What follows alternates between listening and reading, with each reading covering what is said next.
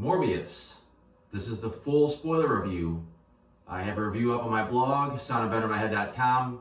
This is very short, doesn't really go into any details, just some quick thoughts on the movie, really. Could have went a little bit deeper into detail on that, but the movie's not really worth it. It's barely worth this spoiler review, but I did want to get in some details why I don't think this movie is any better than 1.5 stars. First of all, there's just those pacing issues. You know, the movie starts off with the scene from the trailers where Morbius goes to catch these bats, and it's just so out of context, and I don't know, just kind of comes out of nowhere, barely makes any sense. Then they jump back to his childhood, and the way he does his speech to Milo, it sounds like, okay, this is the first time they're meeting, he's telling him all this stuff, but then they kind of intercut between different scenes, like trying to show time passes, but just the way they do it, it actually makes it feel like less time passes between these two. You don't really feel like they've become friends, which was like the whole point of the scene. And then it seemed like they were going to maybe have some bitterness because he left Milo behind, and we found out later they're still friends, which actually I kind of did like. I like that they did have this connection even as adults. I think that's really the only reason I gave it 1.5 instead of just 1. I thought that was a nice little twist to what you would expect, and I think it was one of the few things that helped the film going forward. And then once we jump to the present day, it just moves too quickly. He's trying to find this cure for his condition. There's other people that got the condition besides him and his friend. But you needed the ticking clock. You needed either he was dying or his friend was dying, or maybe the random little girl they showed was dying. Something where he felt, I have to act now. I have to try this experimental cure that, splicing some crazy vampire bat species with a human. And, it needed some urgencies. It needed to be like, I got to do this to save lives. And I didn't feel that. It's just kind of like, well, let's go ahead and try this, see what happens. And then the transformation, it's like they try to explain the whole thing scientifically, but they never try to explain why he can do what he can do. It's like, okay, you got echolocation, so do bats, okay, but he's like flying, he's doing this misty teleport thing that kind of looks like Nightcrawler's like teleporting effect back from the X-Men. Even when he uses his echolocation, it does the same kind of smoky thing. Like, they just use the same effect for almost everything. And they got these weird, like, power punches where they hit stuff and, like, energy waves just go shooting out like shock waves. Like, they never even try to explain why this mutation, he's doing something that a human nor a bat can do. There's no attempt to explain it. It just kind of happens. And just the powers are kind of uninspired.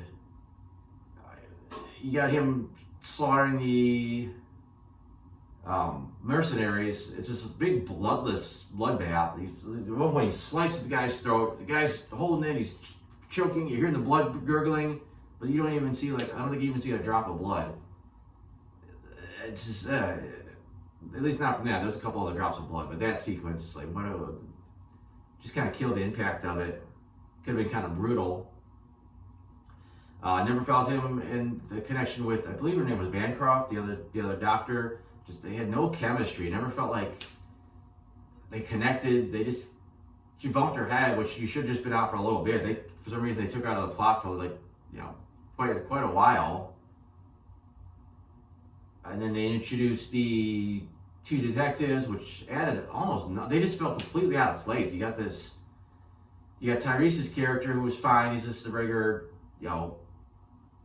more of the hard-ass detective. And then you got the other character that was like the comic relief. And it was a little too over the top. It was almost a little jarring. I mean, the movie gets great with a little comic relief in there, but just the way they did it just felt like completely out of place. They added nothing. They're chasing that Morbius. They throw him in jail for like 5 minutes. And they keep looking for him, and then nothing really comes of it. They didn't it's not like they kind of helped him find, Milo after he turned heel. They didn't help him do anything. They didn't try to help protect it. They added nothing to the plot except just to be there. Then the twist that Milo became a vampire as well was pretty easy to see. It's like as soon as you seen that nurse attack, it's like, the fact that they didn't show Morbius stalking her. Just felt like it wasn't him, and that they really teed up that Milo saw the cure when he walked in the door. And even that's ballsy taking that, because how's he know? I'm assuming he just took it home and injected, but how's he know? Were you supposed to like fast before you took it? Were you supposed to do certain things before you take this medication that Morbius, did when he was on the boat and Milo didn't do? And then again, can Morbius even have tweaked this thing to make it, work for his friend instead of just like, yeah, the whole thing's a curse. Let's just, give up on it. I just thought it looked corny every time he was trying to squeeze a blood bag and drink it. Just it looked goofy. The special effects, the vampire face looked okay on Morbius, but on Milo, he looked like some kind of half-assed like zombie, and he just kept doing the like vampire hiss. It just looked cheesy. He just went so fast from being, mild-mannered to like bloodthirsty. I mean, I understand he's got this like rush of power, and I know they hinted when he was a kid that he had like kind of a dark side to him, but it just kind of happened so fast. Then he's like keeps telling Morbius to come with them and join forces, and then it seems like half the time he's literally trying to kill him. Like their big fight at the end, like he could have killed him a couple times, falling off the building, and then at the very end he's coming at him with this pole like he's going to impale him. It's like, are you trying to kill him, or are you trying to team up with him? Just the character, I can't think of the character's name, the guy that acted as a father figure to both of them. There was potential there for like some emotional beats, because it's like, these guys both look up to him, but just the way they didn't use him right. He just kind of pops up once as adults, and then he shows up again and gets killed, and it just never resonated. And Morbius shows up and he's kind of like, eh. And at the same time, you got the thing with the girlfriend going on in the background, so that kind of distracts from the whole, what should have been emotional death of a mentor. And then they just pretty quickly kill off the girlfriend, which is kind of weird. But again, it's kind of telegraphed. So you know what? They're probably going to set up for her to come back as something else, especially when his drop blood of his lands in her mouth, which barely makes sense, but okay, whatever.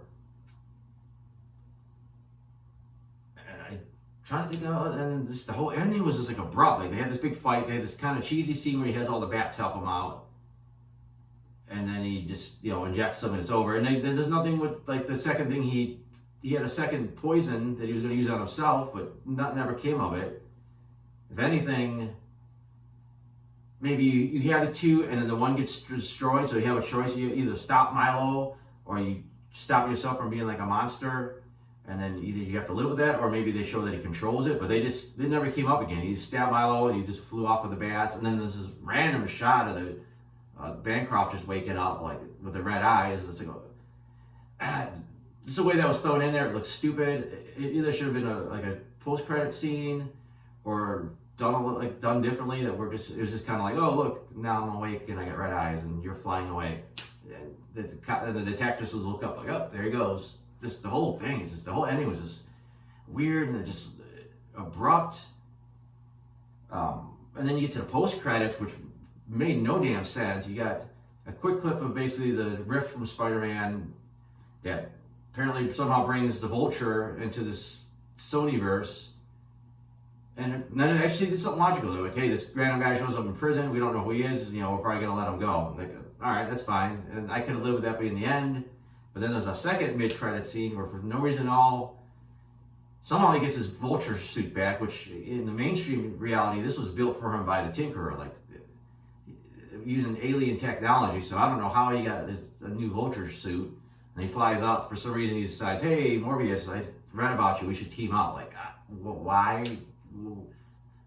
Then he blames it all on Spider-Man. This is probably Spider-Man's fault. I mean, it is, but how do you know that? You're standing in prison, and then all of a sudden you wake up in another reality prison. He's like, yep, it's that damn Spider-Man again. Always messing with, realities. And then that just ends. Like, no desire to see Morbius and Vulture team up at all. I mean, it's not like they're going to be heroes, but who are they fighting? I mean, Venom? The whole thing was just, ugh. I don't know if they got anything else to say about the movie. I'm sure they did, but they said it's just boring. It just got boring at the point. There's no urgency to it. There's no looming threat. I'm like, yeah, he wants to stop Milo, but it's not like he's got like a master plan. He's just kind of offing a couple of random people for blood, and it just, you feel like you need to stop him. Maybe he's going to release something into the blood, the water, turn everybody to vampire. You got to have some kind of thing pushing Morbius, like, I got to be your hero. I got to rise above this condition and stop him. Or even if he's trying to save the girlfriend, but by the time he gets there, the girlfriend's still pretty much dead. Like, it's just not a good movie at all, and you know, I just really don't recommend it. I mean, if you want to see it for yourself, just to say, you know, I usually don't agree with White's reviews or whatever, but yeah, it's just not very good. So I think I've said enough about a movie that's kind of a waste of time. So, like I said, I do have the shorter version of this review on my blog. It's a little bit more, you know, straightforward and not as rambling as this, but very few details. I got other reviews up there. I got my comic strips up there. And that's all on soundbettermyhead.com. So, thanks for watching.